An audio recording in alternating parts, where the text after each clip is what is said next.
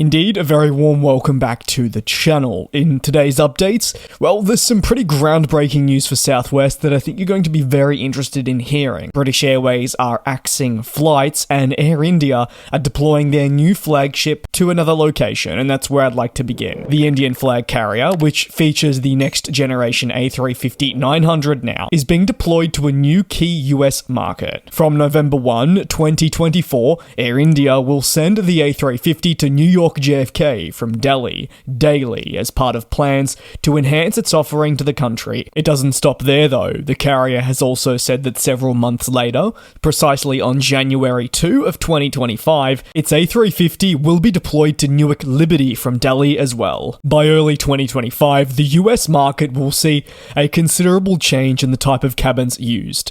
Air India says that around 60% of flights will feature upgraded interiors and revised customer-focused service.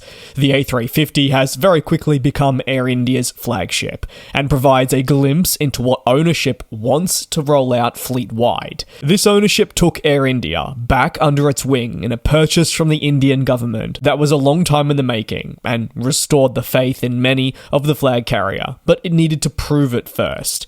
The purchase included the understanding as well that hundreds of billions would be invested in the long term to elevate Air India to the standards many would expect. The flag carrier, well, it's faced a pretty troubled period in our industry, with its image to many still in tatters, with a dated product and software that have left it light years behind other airlines that it hopes to compete with globally. This is something that needed addressing. And furthermore, closer to home, Air India has seen significant growth across India, with new emerging airlines now aiming to take market share away from the established carrier, and basically presenting further threats. The A350-900 is equipped with 28 business class seats, 24 in premium economy, and 264 in standard economy, and it was only first delivered to the airline in the last 12 months. These planes do also sport the revised branding, which aims to give a fresh new feel to a company that has struggled with its perception from the public in recent times. Air India hopes to be better business-wide, and as more A350s are delivered alongside aircraft manufacturers delivering next-gen planes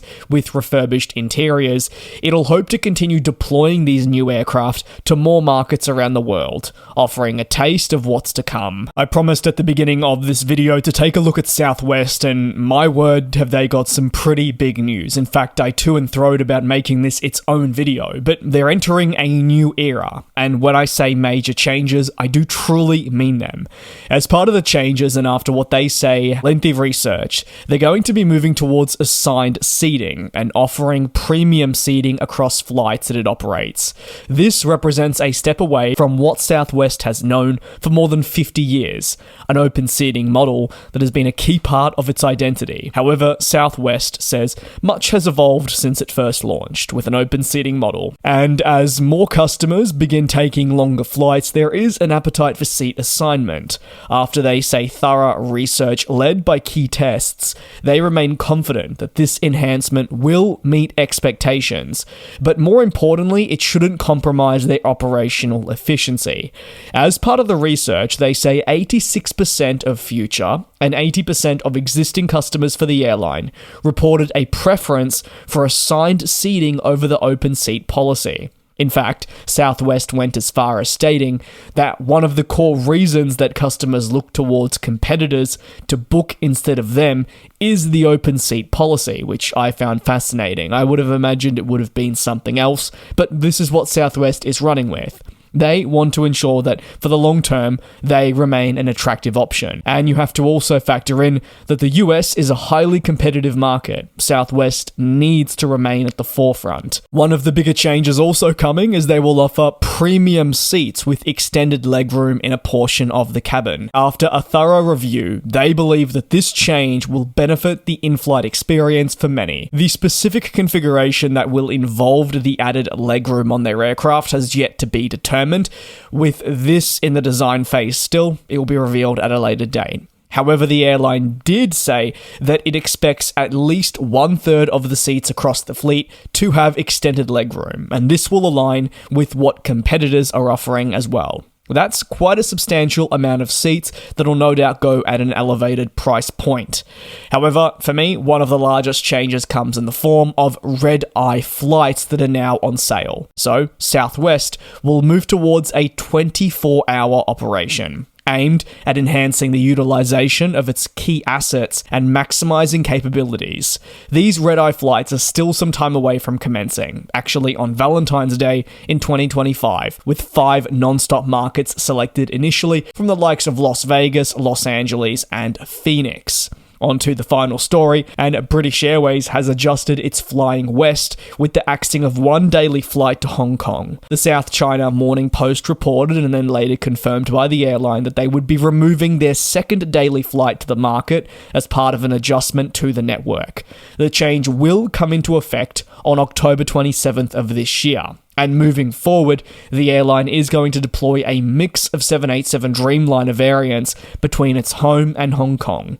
A decision to axe one of the daily flights comes as the route incurs increased costs, a feeling that's mutual for many other airlines offering connectivity between the West and East. Finnair, one of the many impacted by the outbreak of conflict that has made many changes because of airspace restrictions imposed on Russia.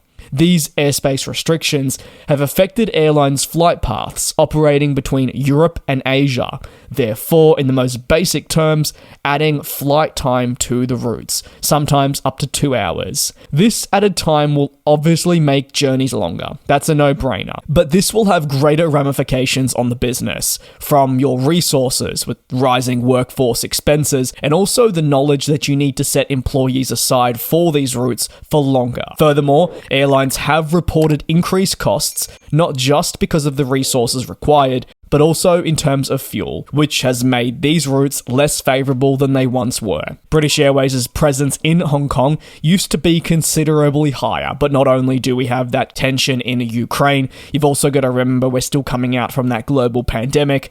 One daily flight is all that will remain into the next year for a location that, while is deemed necessary, is unable to sustain multiple daily flights. Cathay Pacific, on the other hand, which calls Hong Kong home, is offering 5 daily return flights on the same segment that British Airways is axing them on. They don't face, though, the same difficulties. As for British Airways, this will likely be temporary until the situation in Russia and Ukraine stabilizes, but for now, it will free up more manpower and aircraft for better deployment across its network, especially when you have to consider that not only is the Russia and Ukraine tension incredibly sensitive, but there's no real time frame on it coming to an end. And under the current operating climate, offering more than one daily flight to this market is something that is deemed not optimal. That'll conclude today's pretty action-packed aviation news recap. If you have any thoughts, the best place to leave them is down below in the comments. Thanks a lot for watching. Stay tuned, same place, same time tomorrow, where I'll have another aviation news recap for your screens. And we'll fly.